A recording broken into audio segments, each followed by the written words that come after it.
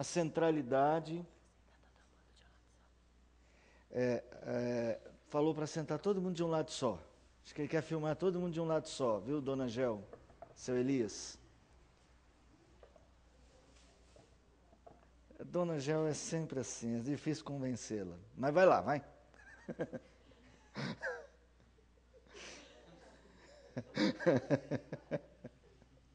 Domingo está longe, até domingo eu tenho chance de pedir desculpa para poder curtir o almoço.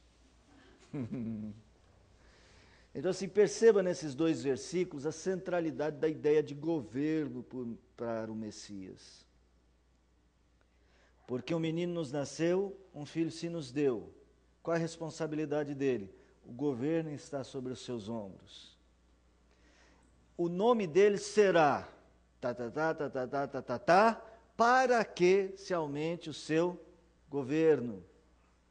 Ele recebe as qualidades inerentes a esses nomes, não porque que a gente pensa assim, o seu nome será maravilhoso, porque ele é maravilhoso. O seu nome será Deus Forte, porque ele é Deus Forte. Não, ele será isso para governar. Então a ideia de governo, ela é muito importante no conceito messiânico. E a nossa pergunta é, por quê? Por que essa ideia é tão importante no conceito da obra do Messias? E por que é importante, como a gente viu a semana passada, a gente entender isso naquela época e entender isso nos nossos dias? A nossa relação com Jesus, nossa relação com esse texto é mediada por Jesus. E a nossa relação com Jesus, ela é aprendida nesse texto. Então nós vamos pegar esse texto, que fala do governo de Jesus, e vamos tentar entender a importância de Jesus para os nossos dias. Esse é o ponto do nosso estudo hoje, que eu espero que a gente consiga fazer pelo menos um pouco, estudar isso. Eu estou com a impressão de que não vamos conseguir terminar hoje, porque eu vou ter que falar disso de uma forma muito ampla para depois chegar no texto. Então você tem que prestar atenção, bastante atenção, que eu vou ter que ser rápido, tá bom? Mas vamos louvar o Senhor antes disso, cantar cânticos de adoração ao Senhor.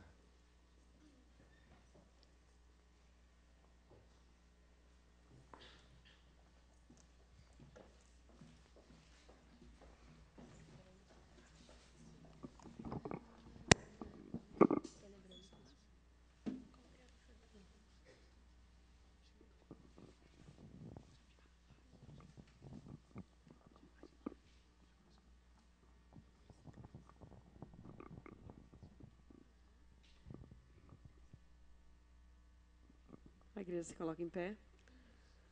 Vamos adorar o Senhor e dizer que Ele é o príncipe da paz.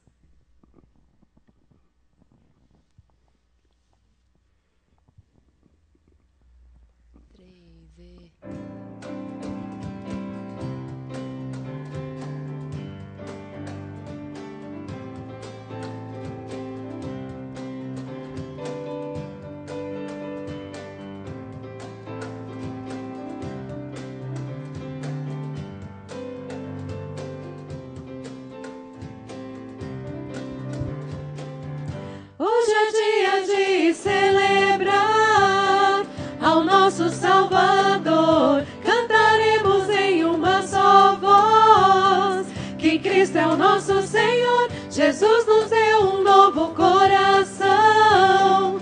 Ele nos libertou. Te adoramos e rendemos louvores, louvores de gratidão, que acalma o mar, nos faz navegar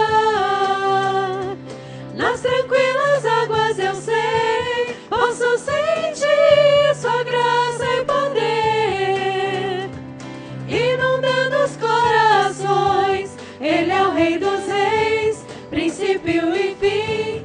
Ele é o Verbo vivo que habitou entre nós, cheio de poder, de graça e amor. Seremos para sempre gratos a Ti, Senhor. Ele é o Rei dos Reis, princípio e fim. Ele é o Verbo vivo que habitou entre nós, cheio de poder, de graça e amor. Seremos para sempre gratos a Ti, Senhor.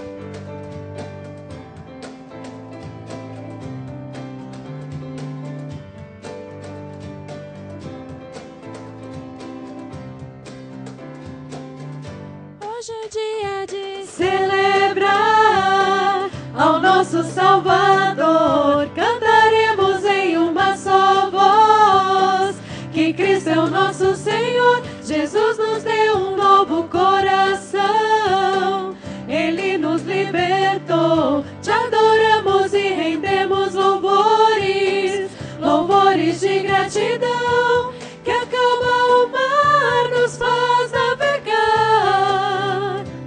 Nas tranquilas águas eu sei, posso sentir sua graça e poder, inundando os corações. Ele é o Rei dos Reis, princípio e fim. Ele é o Verbo vivo que habitou entre nós, cheio de poder, de graça e amor. Seremos para sempre gratos a Ti, Senhor.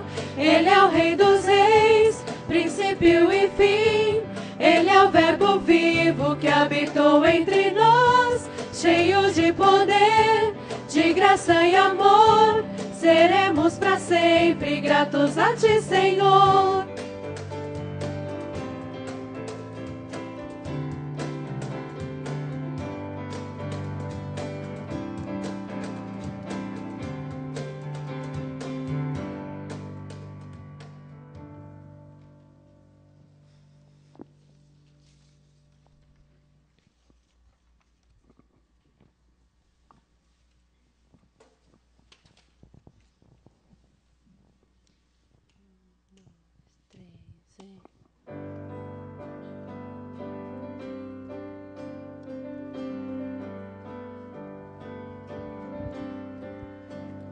Em todo seu esplendor, majestade e fulgor, recebe adoração, sincera adoração. Diante dele tremei, seu nome bendizei de todo o coração, em grande exultação. Grandioso é o Senhor, nosso Deus, grandioso é o Senhor, e digno de louvor. Grandioso é o Senhor,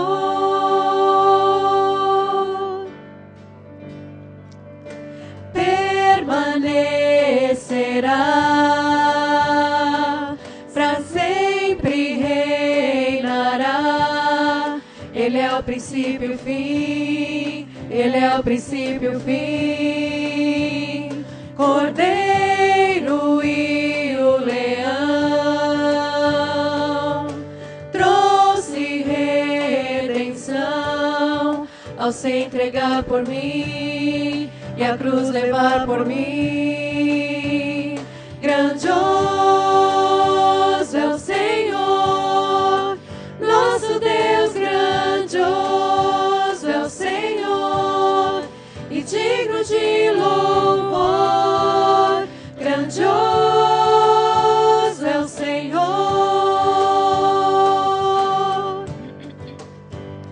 sobre todo nome é o seu, sobre a terra, sobre o céu,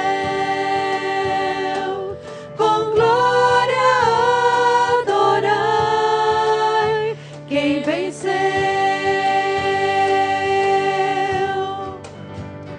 Grandioso é o Senhor, nosso Deus, grandioso é o Senhor, e digno de louvor. Grandioso é o Senhor, grandioso é o Senhor, nosso Deus, grandioso é o Senhor, e digno de louvor. Grandioso é o Senhor.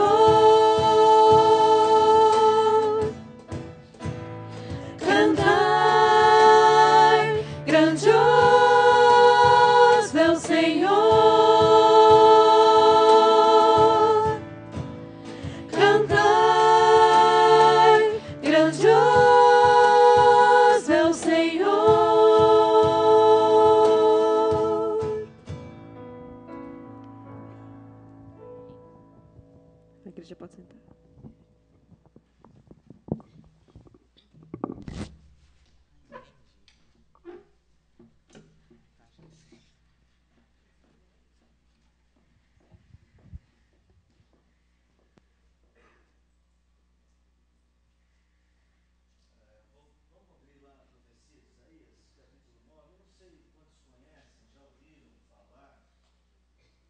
Quantos conhecem, já ouviram falar do Messias de Handel? Já ouviram falar dessa peça musical?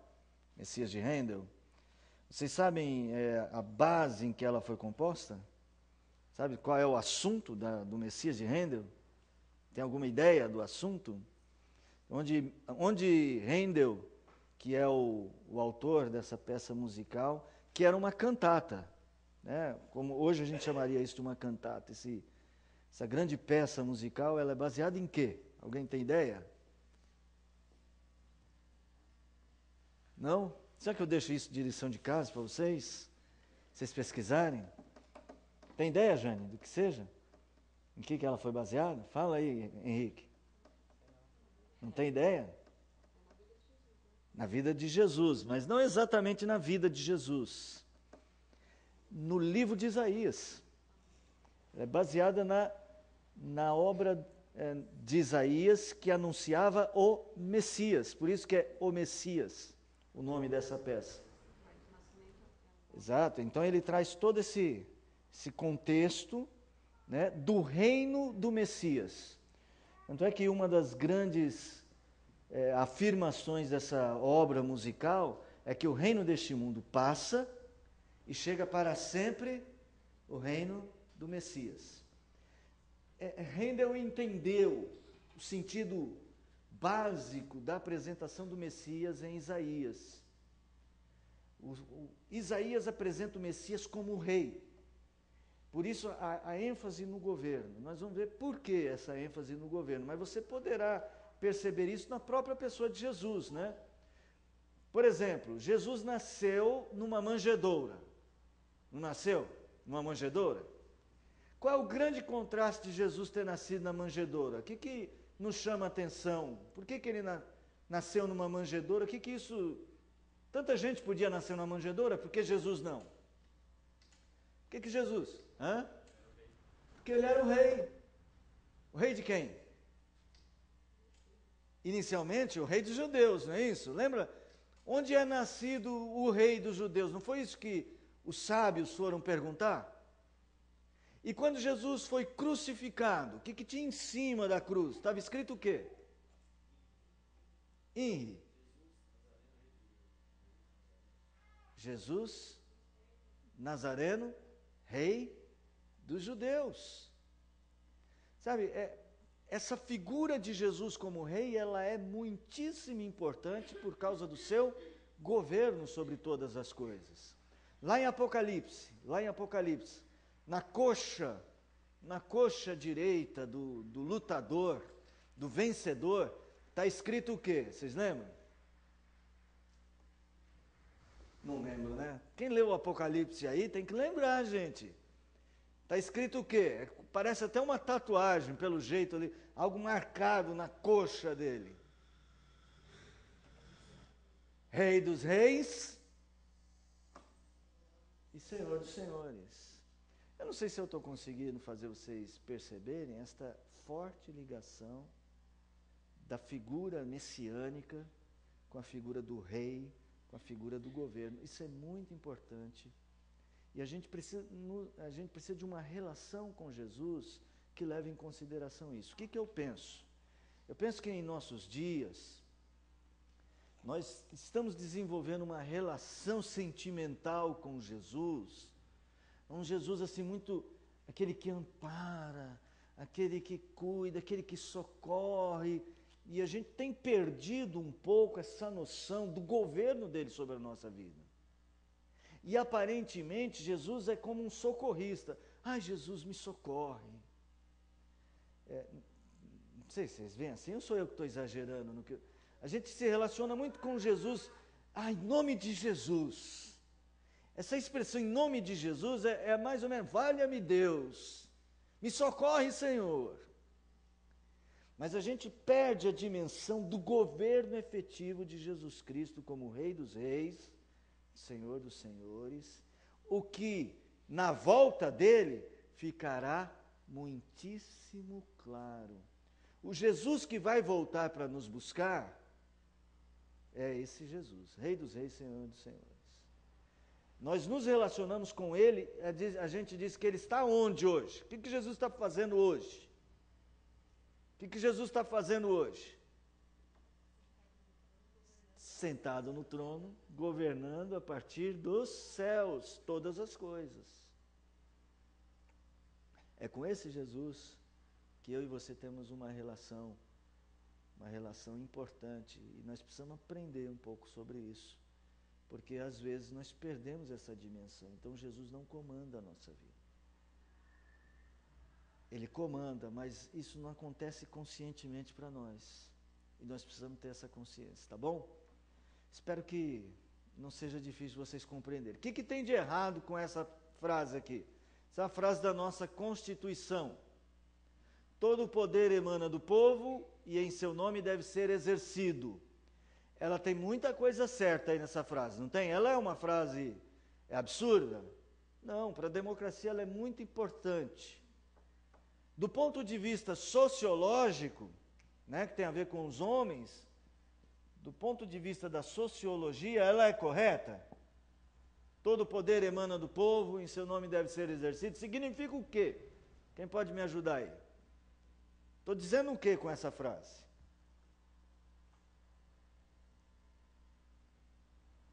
O que a nossa Constituição quer dizer com essa frase, gente? A Constituição do país.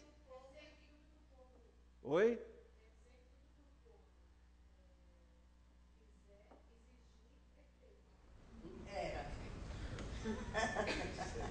Não, a ideia é essa. A ideia é que nós elegemos pessoas, elas têm o poder, mas o poder delas veio de quem? Do povo através do voto. E eles devem exercer esse poder para benefício pessoal? Não, de jeito nenhum. Devem exercer em favor de quem?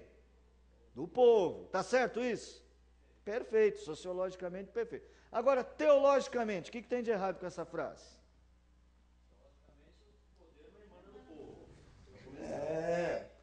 E ele deve ser exercido em nome de quem? Em nome de Deus.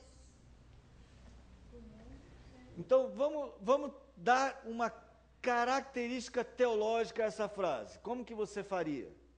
O que você diria? Todo poder emana de Deus. E em seu nome deve ser exercido. Como é que é?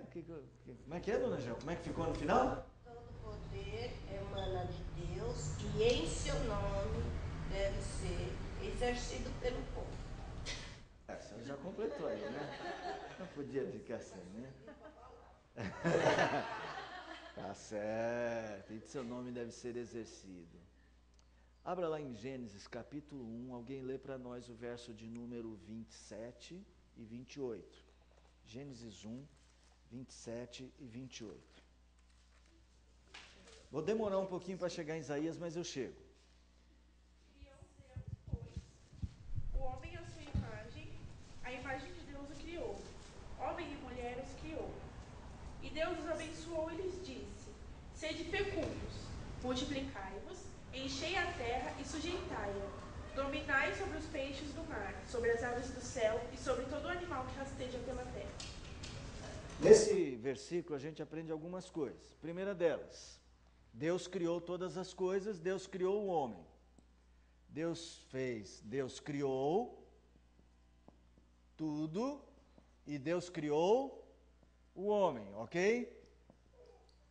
E o que Deus fez com tudo que Ele criou em relação ao homem? O que Deus fez? Deus sujeitou todas as coisas, disse ao homem para o homem dominar. Boa noite, sejam bem-vindos.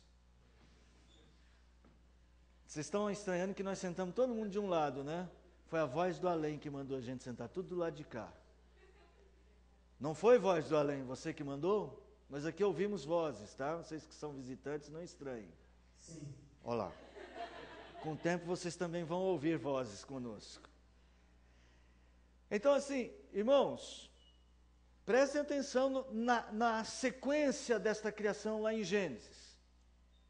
Deus cria todas as coisas. Quem é que manda em tudo que existe? Deus. Deus criou tudo. Fala aí as coisas que Deus criou, que vocês lembram aí que Deus criou. Deus criou os céus. Deus criou a terra. Deus criou os animais.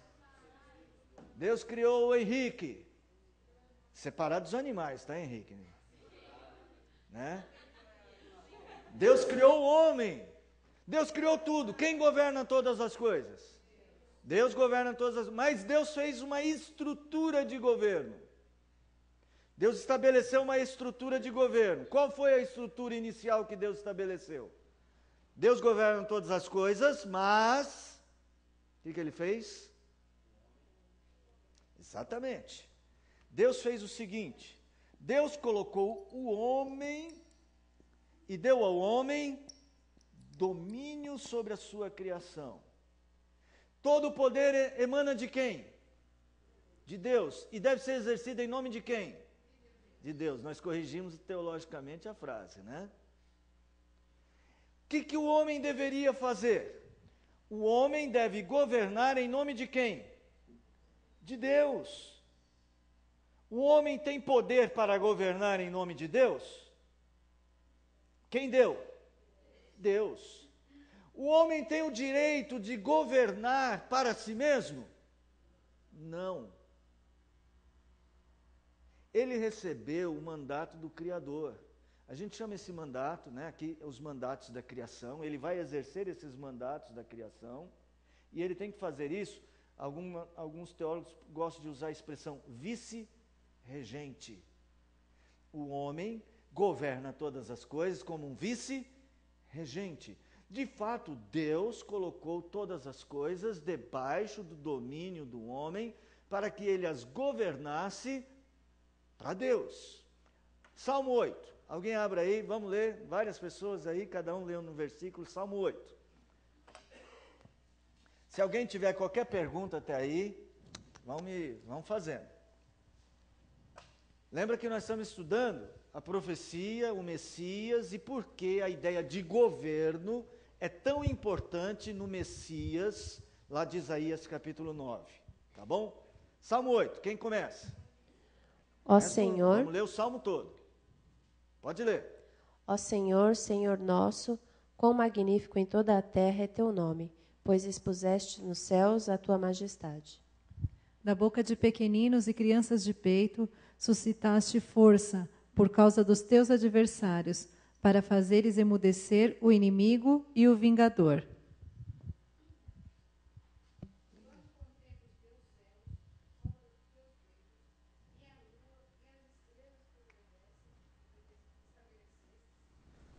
E a lua e as estrelas que estabelecestes.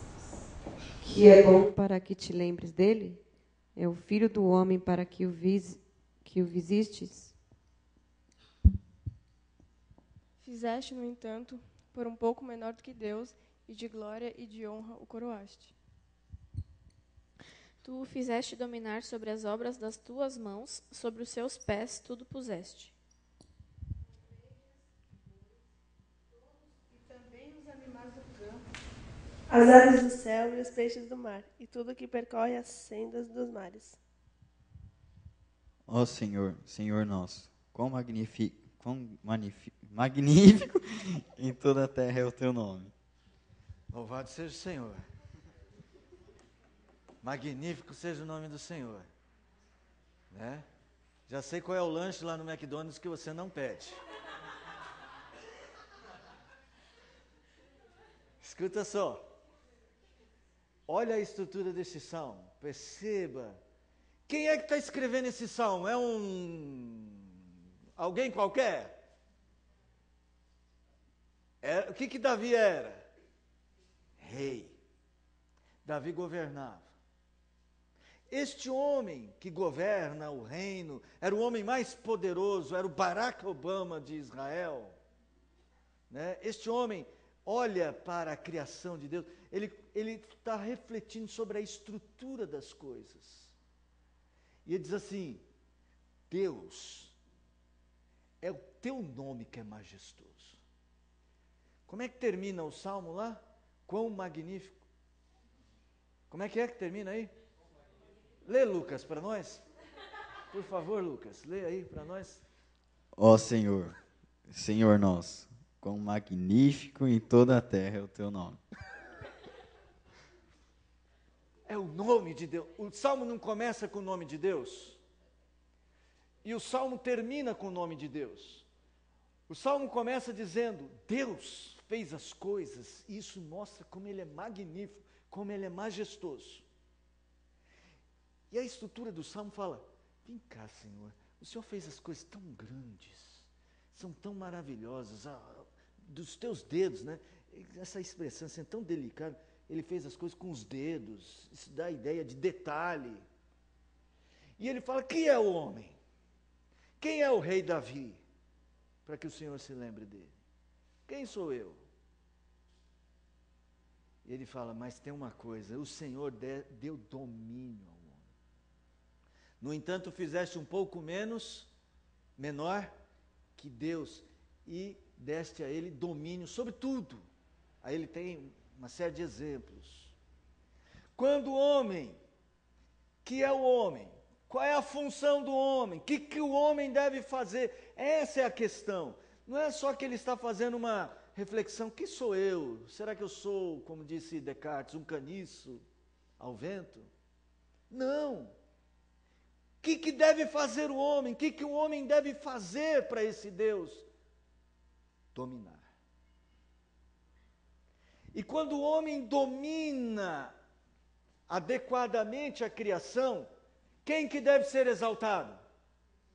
Quão magnífico em toda a terra é o teu nome. Quando o homem exerce o seu papel de governo sobre o mundo, quando ele exerce esse papel de governo sobre o mundo da forma que Deus determinou que fosse, quem é exaltado no final? Deus. Mas acontece assim? O que acontece? Vamos lá, Gênesis capítulo de número 3. Gênesis 3. Está lá a árvore do conhecimento do bem e do mal. Está lá a serpente, que é o diabo. Está lá Eva, está lá também Adão. E aqui nós temos Deus, então, Deus ainda não na cena, ele vai aparecer já já, mas nessa cena temos a serpente fazendo a tentação, né? Provocando o homem. Verso 4, Gênesis 3, verso 4 e 5. Então a serpente disse à mulher: é certo que não morrereis, porque Deus sabe que no dia em que dele comerdes, se vos abrirão os olhos, e como Deus sereis conhecedores do bem e do mal. Muito bem. A proposta era o quê? A proposta é que quem iria definir o que é bom e o que é ruim não é mais Deus. Mas quem? O homem. O homem começa agora a questionar no seu íntimo o governo de Deus sobre todas as coisas. Até aqui tudo bem, né? Até esse versículo tudo bem, mas olha o próximo versículo. Alguém lê para a gente.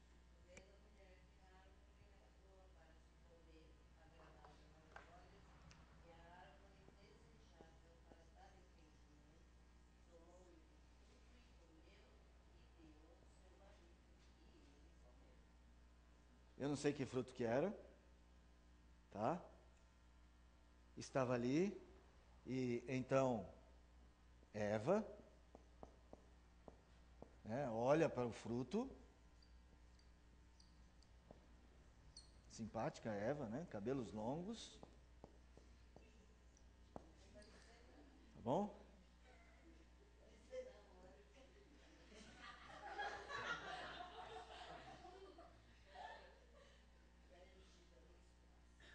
Tá bom.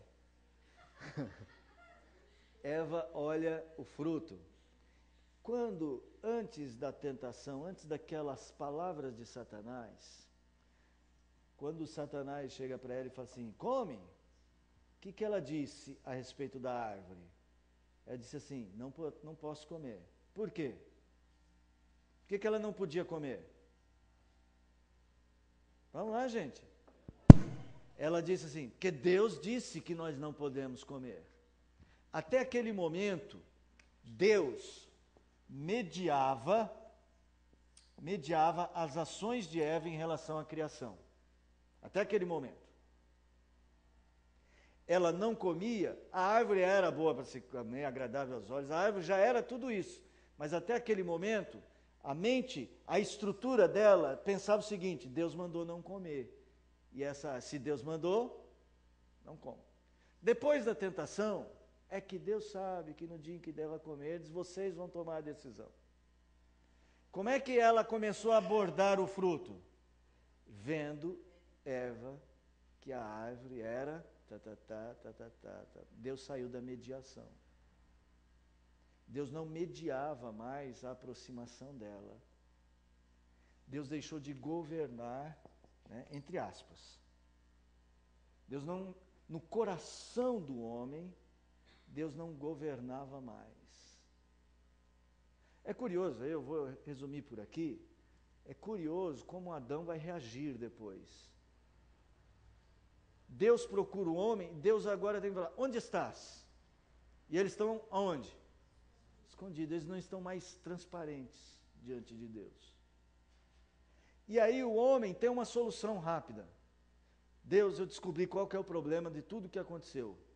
Foi a mulher que tu me deste. Pois é. Foi a mulher que tu me deste. A resposta da mulher foi o quê? A mulher diz, foi a serpente. Vem cá. Na estrutura de governo de Deus, como é que deveria ter acontecido? Se o homem tivesse aceito antes e desse para a mulher, eu tinha certeza que a mulher não ia comer.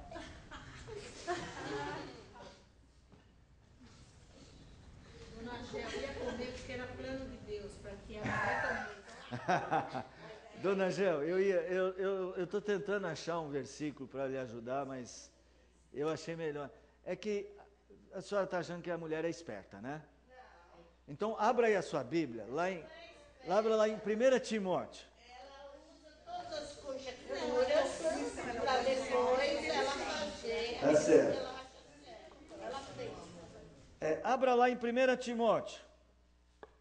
1 Timóteo.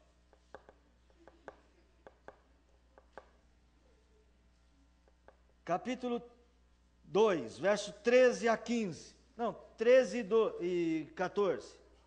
13 e 14. Leia aí. 1 Timóteo 2. Espera aí, deixa eu repetir. 1 Timóteo 2, 13 e 14. Vai lá. Porque primeiro foi formado Adão, depois Eva. E Adão não foi iludido, mas a mulher, sendo enganada, caiu em transgressão. Quem foi que foi enganada? O homem foi iludido? Mas por que o pecado de Adão é pior que o de Eva? Porque a estrutura de governo,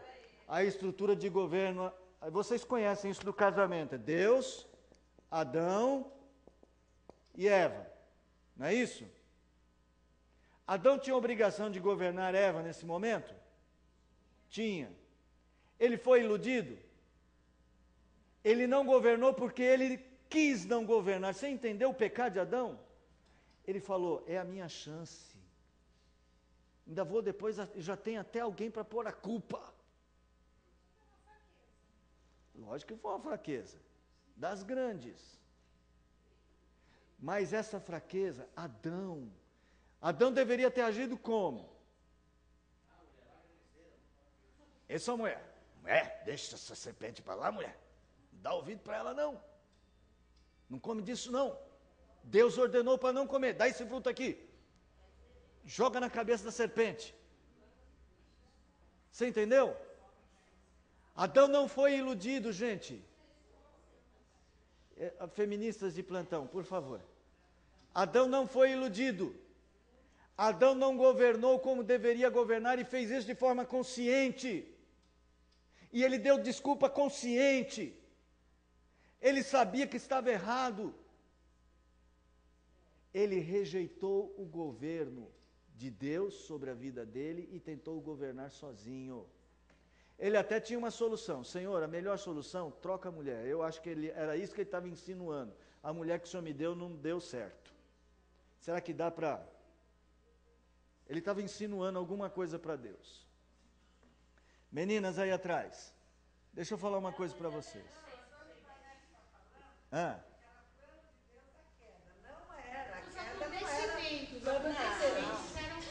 Era plano de quem?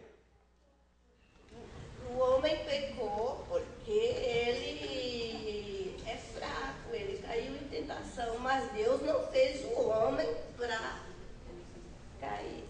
Ele caiu de... A discussão vai um pouquinho além. Eu não vou poder aprofundar hoje. Mas tanto que fez semelhança. Não, pera. Nenhum dos teus planos pode ser frustrado. Lembra de Jó 42? Vamos pensar o seguinte, Fátima, não vamos abordar a questão hoje, mas bem rápido. Deus tem um propósito, inclusive na queda. Então, em absoluto, é a vontade do Senhor, sim. Os decretos do Senhor previam isto. Né? Não vamos entrar em detalhes, porque aí se estende. Deus tem um propósito, inclusive nisso. Eu tenho uma percepção, é mostrar a sua graça. Sem a queda, nós não sabemos o que é graça. Mas aguenta aí para eu terminar hoje, depois a gente combina como é que a gente faz para explicar isso. Tá bom? Tudo bem? Mas fica assim, confia em mim por enquanto. Deus tem um propósito em tudo, até na queda do homem. Tá? Mas de fato tem razão, mas o culpado era o homem. A culpa era do homem. Porque o homem estava rejeitando o dominar para a glória de Deus. Ele estava pensando que o poder emanava, ele desejou o poder emanando de quem? Dele. O poder emanará de mim, o conhecimento, a definição do que é bem e do que é mal. Quem vai definir? Eu. E ele já começou definindo. A mulher é má. Foi a mulher que o Senhor me deu. Ele já tentou essa definição. Vai lá na Torre de Babel. Não vai lá na Torre de Babel. Capítulo 11 de Gênesis. Capítulo 11 de Gênesis. Aí nós vamos encerrar Gênesis aqui, tá? Não. Vamos encerrar nossa abordagem. Eu disse que eu tenho que correr para chegar em Isaías. Em 11 de Gênesis, o que nós temos? Torre de Babel, não é isso? Ora, em toda a terra havia apenas uma linguagem, uma só maneira de falar. Sucedeu que, partindo eles do Oriente, deram com uma planície na terra de Sinear e habitaram ali. E disseram uns aos outros: Vinde, façamos tijolos e queimemo-los bem. Os tijolos serviram-lhe de pedra e o betume de argamassa. E disseram: Vinde, edifiquemos para nós uma cidade e uma torre, cujo tope chegue até os céus, e tornemos célebre o nosso nome, para que não sejamos mais espalhados por toda a terra. A motivação para a construção da Torre de Babel, qual que era em última instância? Tornar célebre o nome de quem? Ué, mas não é magnífico o nome de Deus? Aqui não. A rejeição do governo, ou o governo do homem sem Deus. Mais um texto. Salmo 2, versos 1 e 2. Outra pessoa lê aí, rapidinho para a gente. Quem que está com o microfone? Se lê com o microfone, vai mais, aparece na internet. Na gravação. Vai lá. Salmo 2, 1 e 2.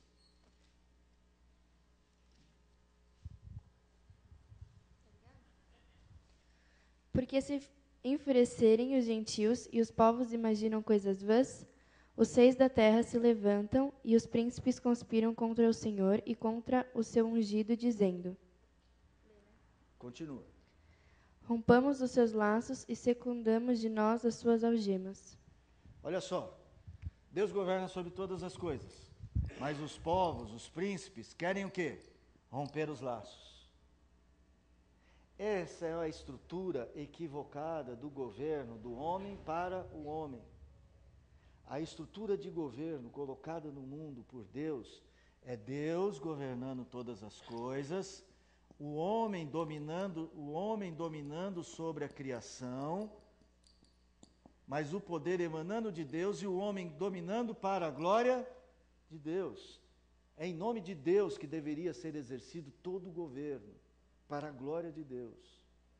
Quando a gente chega aí a gente vai ver isso acontecendo em toda a Escritura. O homem se rebelando. Lembra Jesus diante de Pilatos? Só para pegar exemplo, para você fazer o link. Pilatos chega e fala assim: você não sabia que eu tenho autoridade para te libertar ou para te condenar? O que Jesus respondeu para ele?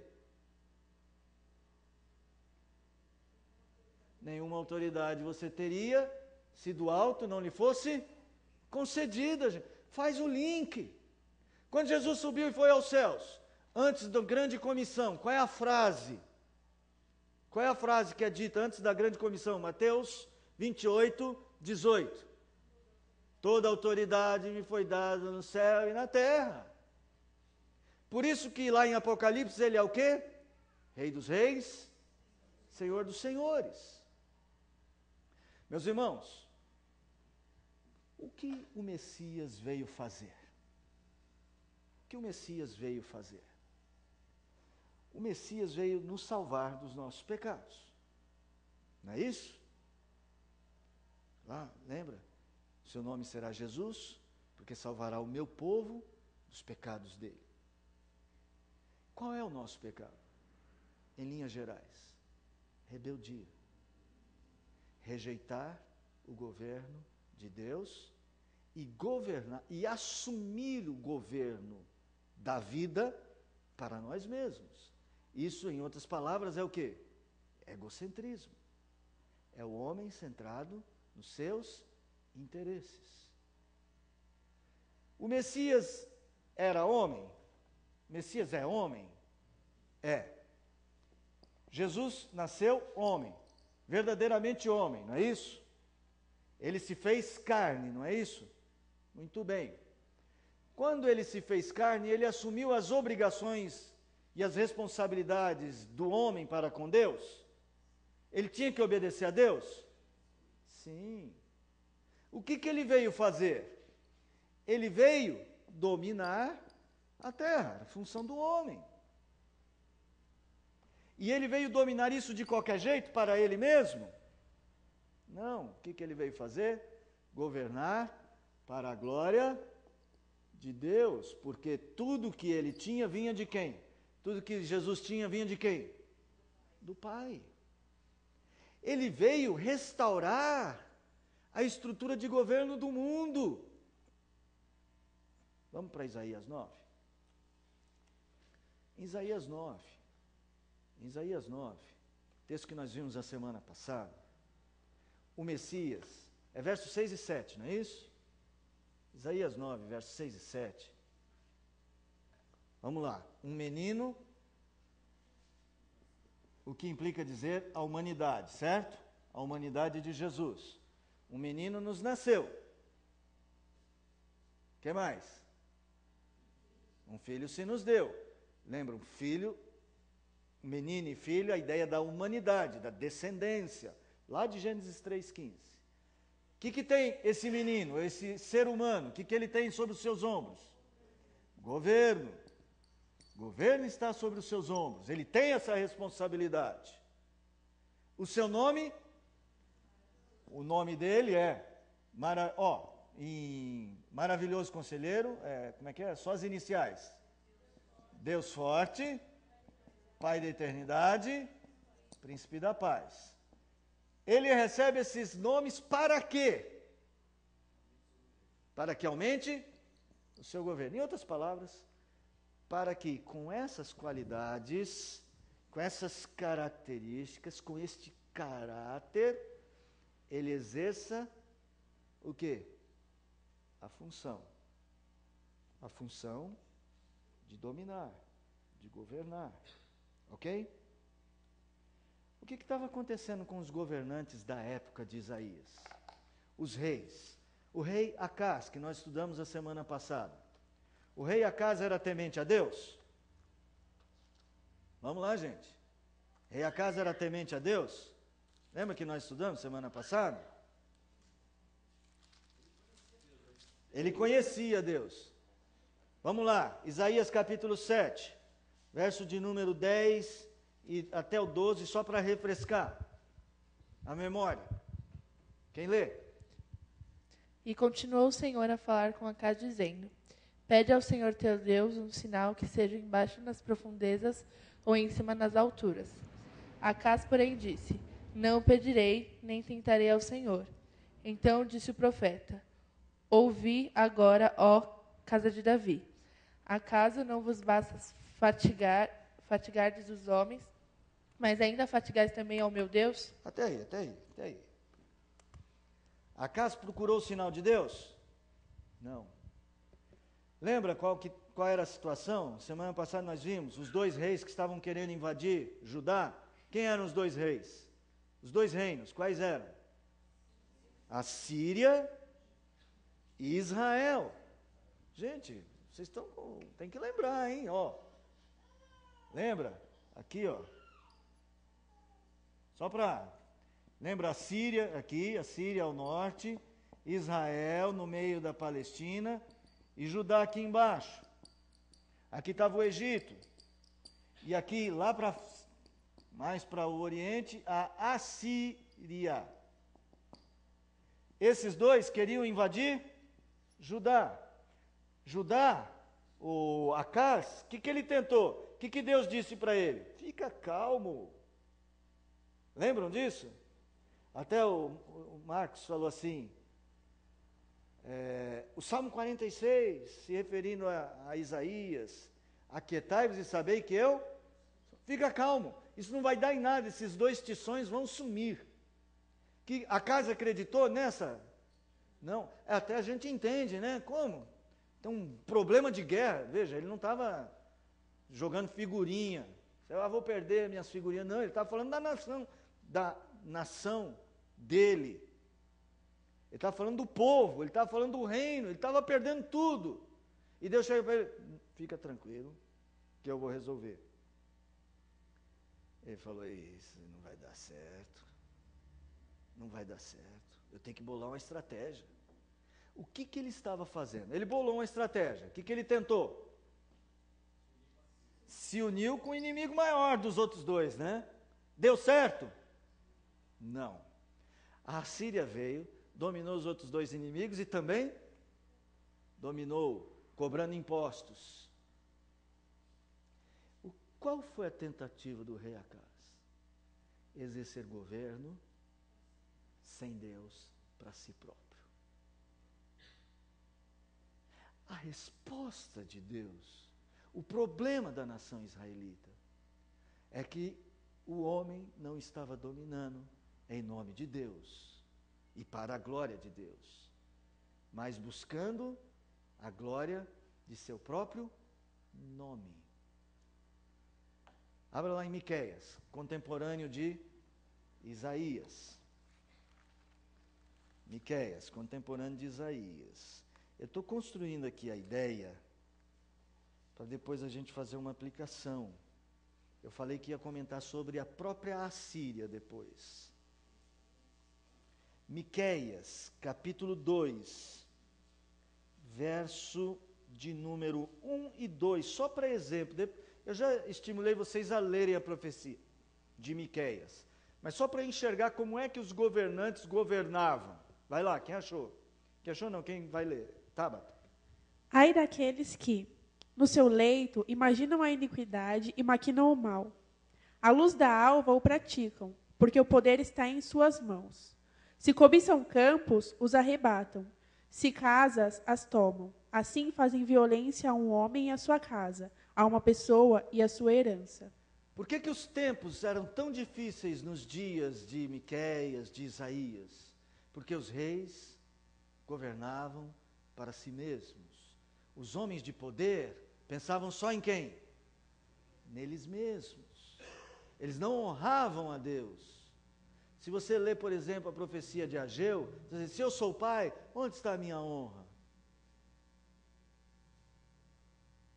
Bom, enfim, essa questão da estrutura, da falha na estrutura de governo do mundo, do homem governar e dominar sobre a criação, pensando em si mesmo, é o grande problema que nós temos.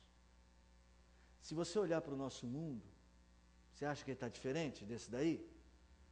Vamos pensar no nosso governo aqui, nós brasileiros. Governam os nossos poderosos para Deus? Para que se glorifique o nome de Deus? Eles governam para quem? Seus interesses. Seus interesses políticos, de perpetuação. Há um pouco mais, ou perto de uma década, nós soubemos que um grande partido, sem querer, vocês já sabem, mas eu não vou citar o nome, ficou conhecido que eles tinham uma cartilha sobre a estrutura de poder para 20 anos. Então era todo o trajeto de como assumir o poder e ficar no poder por 20 anos. Nós não estamos num mundo diferente daquele. E assim, e o grande problema é que quanto mais o homem se afasta de Deus, mais essas estruturas desviadas, elas são enfatizadas. Daí vem a pobreza, daí vem a exploração, daí vem o crime, o assassinato. É tudo que você vai ler em Isaías, é tudo que você vai ler em Miqueias, em Jeremias. Por que que a função de governo é tão importante no Messias? Por que que a função do governo ela é primordial no trabalho do Messias? O que que Jesus veio fazer? Jesus veio fazer o que Adão não fez. Jesus veio fazer o que nós não sabemos fazer muitas vezes. E o projeto de redenção é colocar as estruturas de governo no seu determinado lugar. Você quer ver um pecado que a gente até estranha, um pecado dos últimos dias? Abra lá em Timóteo, 2 Timóteo 3, deixa eu confirmar. 2 Timóteo 3, há um pecado aqui descrito, acho que é o versículo 2, deixa eu ver. No versículo 2. Há um pecado aqui, você fala assim, eu não entendo por que no meio de tanta coisa terrível tem esse pecado aqui, porque ele parece assim, ser mais inofensivo. Leia aí, verso 1 e 2. 2 Timóteo 3, 1 e 2. Sabe, porém, isto: nos últimos dias sobrevirão tempos difíceis, pois os homens serão egoístas, avarentos, jactanciosos, arrogantes, blasfemadores, desobedientes aos pais, ingratos e irreverentes. Qual é o pecado que eu estou me referindo? Parece assim mais inofensivo que os outros. Qual seria o que está na minha cabeça? Você consegue adivinhar? Oi? Desobediente aos pais. Não parece que assim é uma categoria, devia estar numa outra, é ruim, a gente sabe. Mas assim, ingratos, blasfemadores. Se você continuar a lista, tem outras coisas ainda piores. Você fala assim, mas desobediente ao pai é ruim, mas vem cá, não devia estar numa lista à parte, isso é um pecado.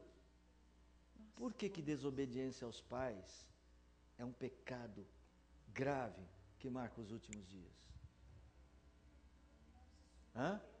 Porque quebra o mandamento? Só por isso?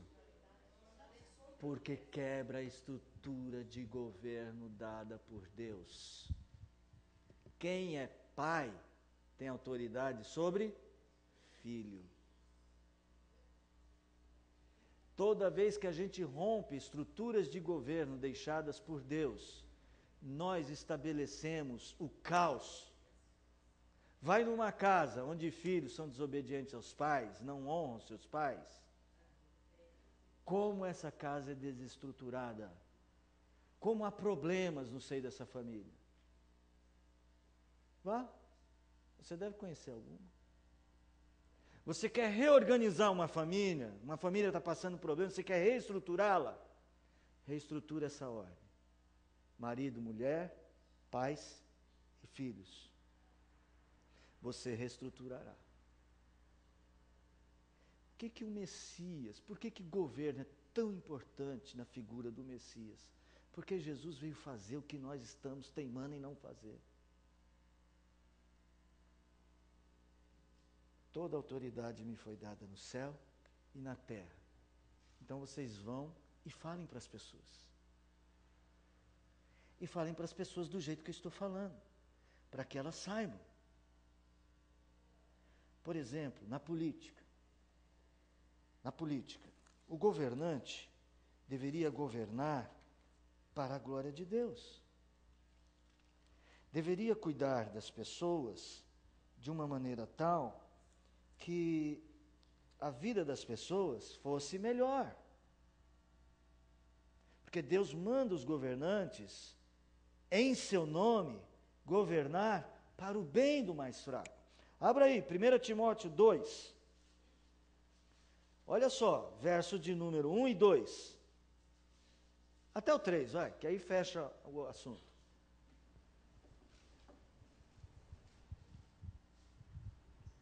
Antes de tudo, pois, exorto que se use a prática de súplicas, orações, intercessões, ações de graças, em favor de todos os homens. De todos os homens, mas continue. Em favor dos reis e de todos os que se acham investidos de autoridade, para que vivamos vida tranquila e mansa, com toda piedade e respeito. Isto é bom e aceitável diante de Deus, nosso Salvador. Por que é importante orar pelos reis? Não é melhor orar só pela igreja? Não, porque os homens que foram colocados no poder servem a uma estrutura. Devemos orar para que eles entendam essa estrutura. E essa estrutura tem Deus no topo. Irmãos, eu não sei se fica clara essa importância do governo na figura do Messias. Por que é que Jesus veio para ser o nosso rei? Por que é que ele veio estabelecer um reino? Ele não veio só estabelecer uma nova filosofia. O Messias não veio estabelecer um novo pensar, uma maneira diferente de viver a vida. Não. Ele veio reorganizar as coisas do jeito que elas deveriam ser. E ele faz isso como rei. Porque isso é função do homem reinar para a glória de Deus. E ele faz isso como Deus, porque ele é Deus verdadeiramente. E ele faz isso como homem. Nas esferas da majestade do Deus vivo, ele é Deus. Mas na esfera da humanidade, ele é homem. E ele exerce o seu governo sobre a vida como homem, como nós deveríamos fazer. E nisso nós devemos imitá-lo. Devemos imitá-lo. Tudo que Jesus Cristo fazia, fazia para a glória de Deus. Tudo, absolutamente. A figura do Messias, no Novo Testamento, vamos voltar lá para aquela historinha. Ele nasce numa manjedoura. Não parece manjedoura, mas é uma manjedoura isso aqui, tá? Ele nasce numa manjedoura, tá ele aqui bebê. Mas quando, já crescidinho, os magos, os reis, sábios, vão visitá-lo, eles visitam quem? O rei dos judeus.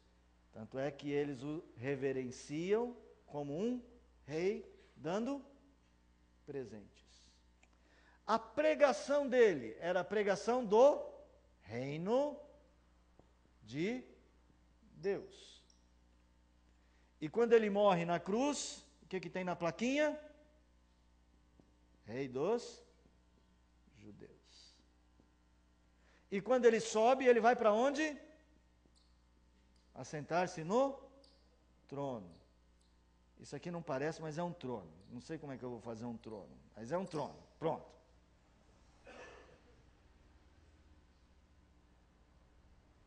Tem que usar a imaginação, gente. Da manjedoura para a cruz, da cruz para o trono. Em todas as circunstâncias, ele é o quê? Rei.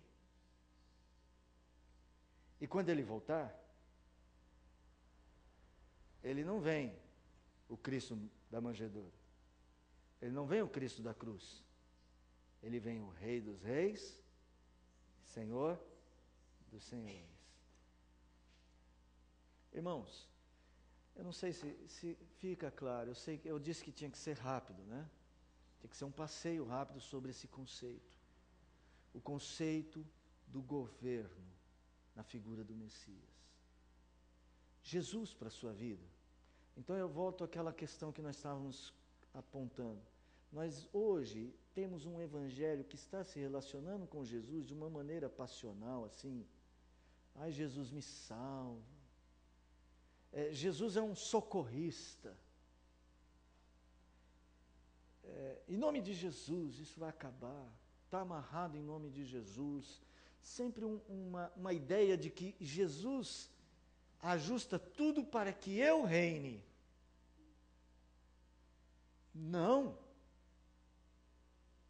Jesus em nenhum momento disse que nós reinaríamos em lugar dele. O Messias veio para ser rei da nossa vida. E é assim que ele nos liberta dos nossos pecados. O nosso pecado contra a estrutura de Deus. A nossa rebeldia, do Salmo 2. Rompamos os laços. Cada vez que a sua vida, que as suas coisas, que as suas decisões, que as suas atitudes, elas são determinadas, sem a figura do governo do Messias nos seus pensamentos, você está entrando numa faixa de ações temerárias. Você está se colocando num lugar perigoso. Porque apesar de você ser temente a Deus, não adianta você dizer, Deus abençoa os meus próprios planos. É um absurdo que alguém ore ainda hoje, dizendo assim, eu determino que Deus faça isso. Ou que alguém diga, Deus prometeu, Ele é obrigado a fazer por você. Isso não combina com essa estrutura de governo. Isso é ímpio. Isaías, como eu disse para vocês, é uma profecia que está baseada nessa ideia de governo do Messias. Isaías diz assim, quem é o homem para quem Deus olha? É o contrito de coração e que treme da palavra de Deus. O homem de coração altivo pode ter palavras cristãs na boca, não significa nada. Pode ir a 500.000 reuniões de oração. Se ele não é submisso a Deus, ele está fora da estrutura. Quais eram os principais problemas que os apóstolos enfrentaram? É a perseguição por causa das autoridades judaicas. Olha só que coisa, gente. As autoridades judaicas falaram, nós determinamos que vocês não falem no nome de Jesus. E Pedro responde, esquece, eu não posso obedecer isso, porque antes importa obedecer a Deus que aos homens. E essa salvação não pode ser pregada em nenhum outro nome, a não ser o nome de Jesus. Pedro estava dizendo para eles, traduzindo aqui a nossa aula aqui, a estrutura é Jesus governando, não vocês. Vocês deviam se submeter a Jesus, e esse foi o pecado deles. Qualquer esfera de autoridade que você tiver, qualquer.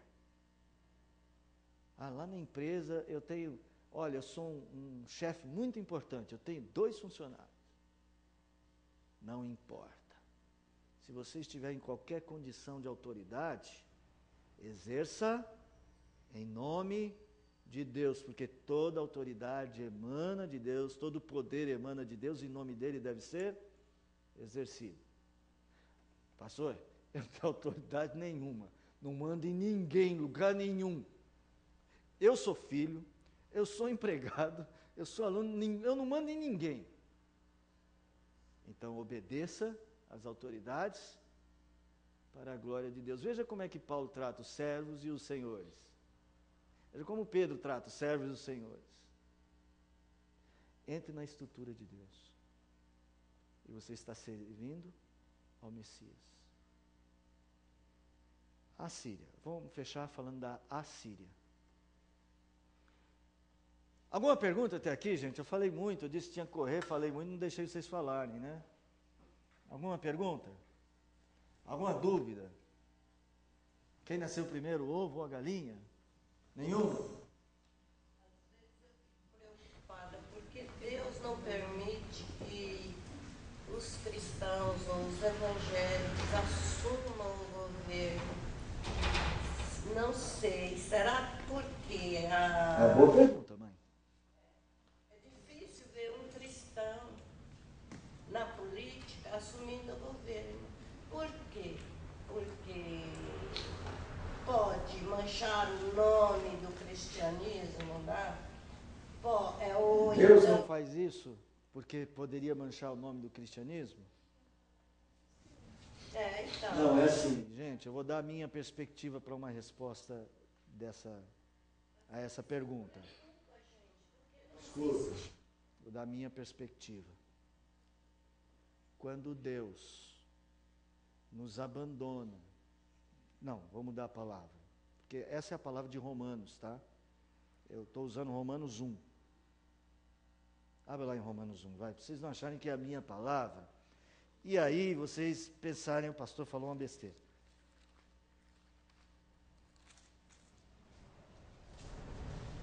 Capítulo 1, verso 26. Por causa disso, os entregou Deus a paixões infames. E aí vai, vos entregou Deus.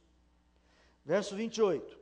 E por haverem desprezado o conhecimento de Deus, o próprio Deus os entregou a uma disposição mental reprovável. Quando Deus nos entrega, vou usar essa expressão. Quando Deus nos entrega à mercê de nossos próprios pecados, porque não só os ímpios são pecadores, nós também, é sinal de que a ira de Deus está se revelando dos céus contra nós também.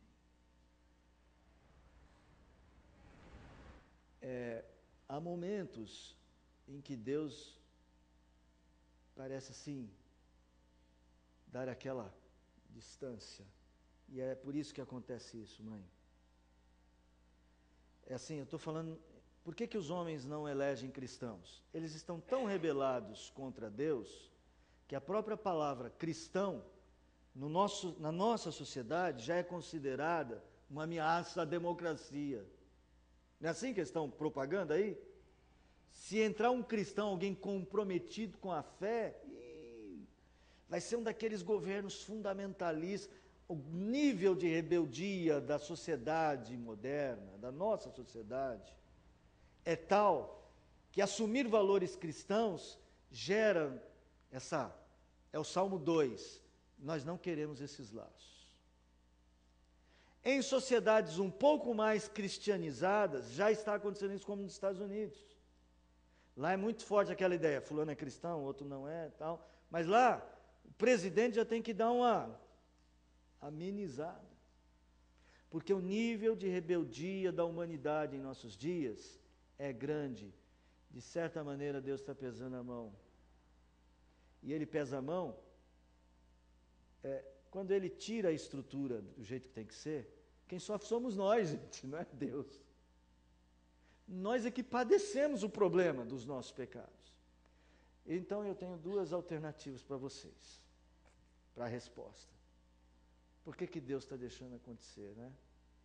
Deus dirige a história. Deus dirige toda a história. Quando você lê sobre a história dos avivamentos, leu sobre avivamentos lá, Marcos? Leu, né? Leu o livro do Mark Lloyd Jones? Um pouco, avivamentos. Quase sempre na história dos avivamentos, os momentos que antecediam o avivamento eram momentos de caos social, na igreja. Era preciso ver a necessidade. de Deus. E Deus deixa. Lembra Israel lá no Egito? Trabalhando duro, até que eles clamam, Senhor, salva a gente. Lembra o livro dos Juízes? Eles entram no caos, até que eles buscam o Senhor manda um juiz para os libertar. Essa é uma estrutura recorrente na Escritura. Oséias 5, último versículo. Quem achar pode ler. Oséias 5, último versículo. Os avivamentos acontecem logo depois de grandes momentos de caos. Então a primeira resposta que eu dou para vocês é: tomara que seja isso que está acontecendo na nação brasileira. E que Deus virá com um verdadeiro avivamento bíblico. Se não for isso, gente, tem uma outra saída. Lembra o que vai acontecer antes da volta de Jesus? O caos, chamado de grande. Aí Jesus vem. Aí o avivamento final. Mas sempre antecedido por um momento de caos. Então a minha oração como um cristão que lê essas coisas na Escritura, lê aí, Oséias 5, último versículo, é o 30 e pouco, não sei, não lembro. 14? Lê aí. 15, lê aí. Eu leio. Irei e voltarei para o meu lugar, até que se reconheçam culpados e busquem a minha face. Estando eles angustiados, cedo me buscarão, dizendo. Voltemos, né? É assim que funciona. Infelizmente, né? Nós somos pecadores. Às vezes na família também é assim. Vivem sem a estrutura de Deus, aí Deus fala, é assim que vocês querem viver? Então tá bom. Ele vai para o lugar dele. Esse caos vira o super caos. Até que se reconheçam culpados. Reconhecendo o culpado, o que as pessoas fazem quando estão com problema? Buscam a Deus. Irmãos, essa estrutura não vai mudar. Deus fez as coisas assim. O melhor é a gente se submeter ao governo de Jesus na nossa vida. Eu quero encerrar com a Assíria. Eu prometi falar da Assíria. Capítulo 10 de Isaías. Eu vou resumir, depois você lê, tá? Assim eu ganho tempo. A Assíria veio, invadiu todo mundo, levou cativo Síria, lembra? A Assíria e Síria, 2 países diferentes. A Assíria poderosa levou cativa Síria e o Reino do Norte, Israel, e transportou lá para a região deles. Fez Judá servo, cobrando imposto. E eles, os assírios, como diria hoje, eles se achavam. Eles diziam assim, olha, isso tudo quem conseguiu fui eu. Olha só, verso de número 12, Isaías 10. Por isso acontecerá que, havendo o Senhor acabado toda a obra no Monte Sião em Jerusalém, então castigará a arrogância do coração do rei da Assíria e a desmedida altivez dos seus olhos, porquanto o rei disse, com o poder da minha mão fiz isso, com a minha sabedoria, porque sou inteligente, removi os limites dos povos, roubei os seus tesouros, etc, etc, etc, etc. Deus tinha usado a Síria, ela era a vara do seu furor. Está lá em cima no verso de abertura, o verso de número 5. A Síria deveria ter se comportado assim, olha, o Deus de Israel está me dando poder sobre Israel, louvado seja Ele. Seria diferente, mas não foi assim que ele pensou. O que ele pensou? It's mine. É meu poder. Isso é meu. Só meu. Todo meu poder, minha inteligência, minha capacidade. Eu vou fazer. E por causa dessa arrogância, Deus destruiu a Síria. Quem foi que Deus levantou para destruir a Síria? Já falamos semana passada. A Babilônia. Enquanto a Síria se achava o máximo, conquistando os povos no ocidente, né, do seu território, a Babilônia, igual aquele, comendo as bolinhas, né? onde ela não viu. Lá no seu território, dominou a cidade de Nínive e destituiu o rei. E depois a Babilônia se tornou o grande império. Aí Nabucodonosor, cheio de si, é tudo meu, eu sou meu. O que Deus fez com ele? Fez ele virar como um animal. Foi comer planta, foi comer raízes, crescer os cabelos, até um tempo determinado. E quando Deus restaurou Nabucodonosor, ele é exaltado, Deus Altíssimo. Esperto ele, né? É isso, gente. Por isso que governo é tão importante. Crentes devem zelar por um bom governo. Em casa, na igreja e na sociedade. Sempre. Porque essa é a vontade de Deus. Crentes podem se rebelar contra um governo injusto? Podem, mas não para estabelecer um outro governo injusto. Para estabelecer justiça. É isso, gente, é muita coisa para um dia só, né? Leia aí, mãe. Deixa eu ver onde é que eu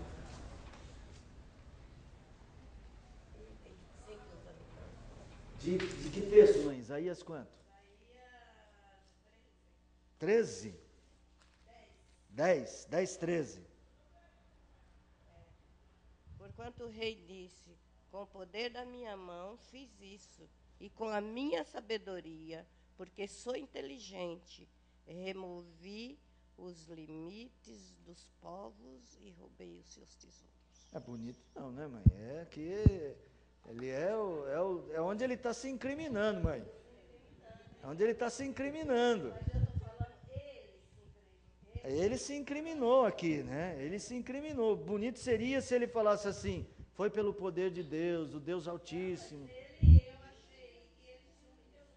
Não, aqui ele não se humilhou não, mãe. Pode ver que não.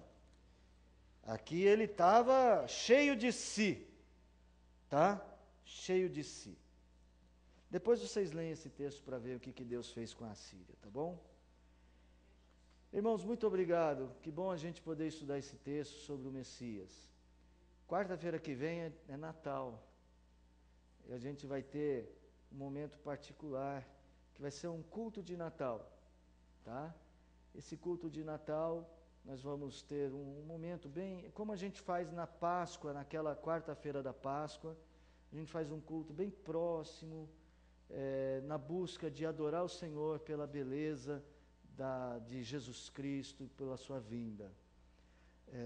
E nós estaremos iniciando um novo ano litúrgico, um novo calendário, estamos voltando lá para o Novo Testamento, para os estudos do Messias a partir do Novo Testamento. Eu quero convidar você a estar aqui na próxima quarta-feira. Nossos visitantes lá, apresenta para nós aí, ou se apresentem para nós, por favor. Obrigado pela visita desde já.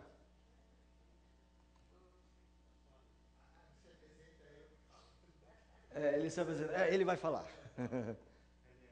Ô, Leandro, seja bem-vindo. Boa noite. Minha esposa Érica, minha filha Giovana. Aí ele se apresenta quando foi. Aquele ali eu não sei quem que é.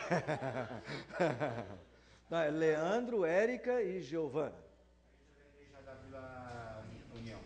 Vila União, aqui na Zona Leste? Perto da Patriarca. Perto da Patriarca. Eu já ouvi falar dessa igreja, mas não estou... Próximo da Águia de Aia. Tá bom, ótimo. Manda um abraço lá para os irmãos de lá de Vila União. Tem que obedecer o governo. Meu nome é Jonatas, conheci o Marcos no curso que eu fiz lá na Presbiteriana da Vila Guarani. Eu sou de outra denominação. Seja bem-vindo também, tá? Que Deus abençoe, tá? Olha, irmãos, estudem aí as profecias. Comecem a verificar esses valores do governo nas profecias messiânicas. Vocês perceberão como isso é importante, tá bom? Algum aviso que a gente precise dar? Sábado que vem, às 8 horas, nós temos a cantata, o Natal Inesquecível, né? Venha, convide alguém conhecido seu. Essa é sempre uma oportunidade muito boa a gente trazer uma pessoa que às vezes tem uma certa dificuldade em vir à igreja, né? Aquela rebeldia, né? Então, é uma oportunidade da gente apresentar a mensagem e quebrar aquele primeiro gelo com a igreja, tá bom? Orem também. Nós já temos notícias de pessoas que convidaram parentes não crentes que virão. Eu espero que meus vizinhos venham, né? Aqueles que estiveram na minha casa no culto que fizemos lá, espero que eles venham. O pessoal lá do Rodolfo Pirani. Então, orem para que Deus use esse momento da igreja para falar aos corações a respeito do nosso Rei Jesus. Tá bom? À tarde, a classe Monte Sião vai ter o filme A Prova de Fogo. Não é isso? Preparar os extintores todos lá embaixo. Deixa tudo enjeitado, porque tem que ser a prova de fogo mesmo, tá? A voz do além vai ficar lá embaixo. E quem é da classe Monte Sião tem que lembrar de trazer um pratinho com lanchinho, os homens trazer um refrigerante ou um suco ou chá, para ficar para cantata. Tá bom? Irmãos, que Deus abençoe vocês. Deus conceda graça maravilhosa e vocês vivam debaixo do governo do Messias. Louvado seja o Senhor.